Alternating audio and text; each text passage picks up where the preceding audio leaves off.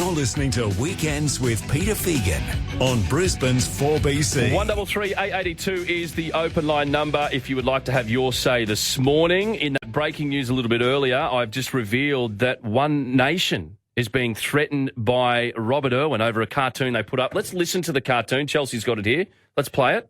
G'day, I'm Robert Irwin, and this is me best mate Bluey. The Queensland government's given us a disgusting amount of money to show you the state of Queensland.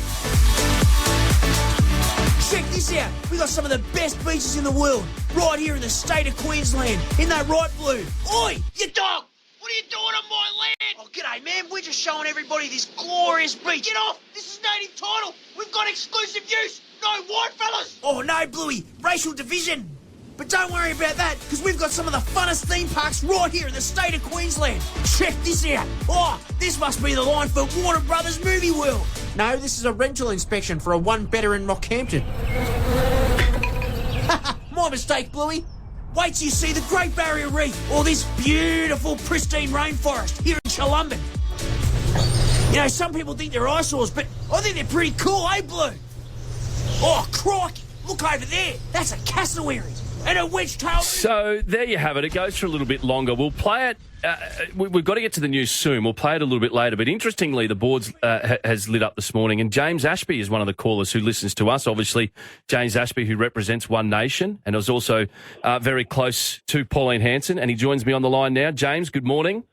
Morning, Peter. It is a bit of tongue and cheek. I understand that. And look, they are not the first one to have the piss taken out of them by One Nation. I actually like the cartoons. I think they're hilarious. And I think I featured in one of them a few years back, so I quite like them.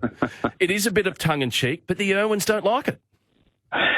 Well, I always thought Steve Irwin took a joke pretty well. If you remember, Fast Forward used to take the mickey out of him all those years ago, and he never shied away from the character he was. Robert's a bit of the chip off the old block when it comes to his dad, and I would have assumed he'd see the funny side. In actual fact, when we put this cartoon together, we deliberately made him the hero of the cartoon. We're certainly not taking the mickey out of Robert here. We're taking the mickey out of the state of Queensland, and it's pretty poor at the moment under this Labor government. The state of Queensland, when their backs are against the wall, do two things: bring Bluey and the Irwins into it. Yeah. And look, from an advertising point of view, the campaign they're running for the tourism side of things isn't bad.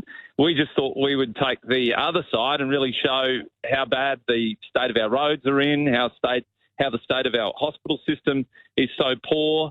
And Robert's obviously just a figure of that. Yes, it's satirical. Yes, we've made it funny. I just don't know why Robert would take this approach. So it's a bit unfortunate. Perhaps he hasn't seen it. Maybe his lawyers have just shot this off without even seeking his approval. Well, as you mentioned, I've watched it. It's all a bit of tongue-in-cheek, but also the joke isn't on Robert. It's about Queensland. It's all about the Irwins protecting their image. As you know, as you've just said, Robert's the hero in the cartoon. I don't understand. No, and look, if he's worried about his reputation, I wouldn't have signed on to Channel 10's I'm a Celebrity, Get Me Out of Here. I think that ruined his reputation more than this cartoon did. It's very interesting.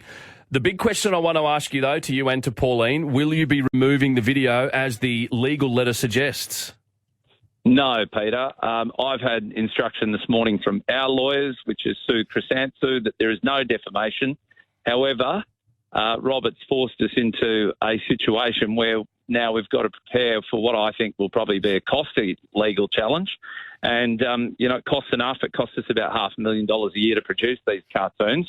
We do that through the sale of merchandise on the onenation.org.au website. I think now we're going to have to sell double the amount of merchandise now to cover the legal costs as well as the actual cartoon for the rest of the year. So you will fight it?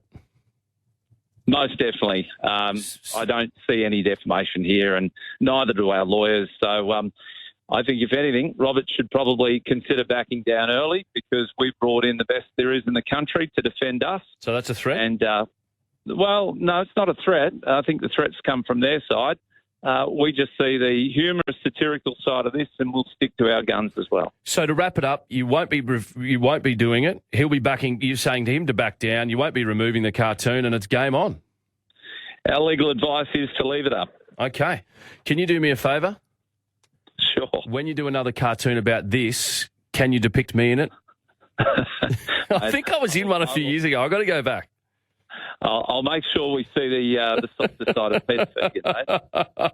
I like the cartoons. I think they're absolutely hilarious. If you're going to take exception to them, then I think you're a bit weak at the knees, in my opinion. To the Irwins, I think it's have a bit of concrete and harden up because they're hilarious and keep them coming. I like them. Thanks, Peter, and hopefully your listeners support the merchandise so that we can keep the cartoons rolling and defend our side too. Good on you, James. Thanks for listening. Well, there you have it. It's One Nation v. the Irwins, and the warning shots fired from One Nation is this: back down early. Sue Chrysanthu is their lawyer who says there's no defamation. Watch this space. The Irwins v. One Nation.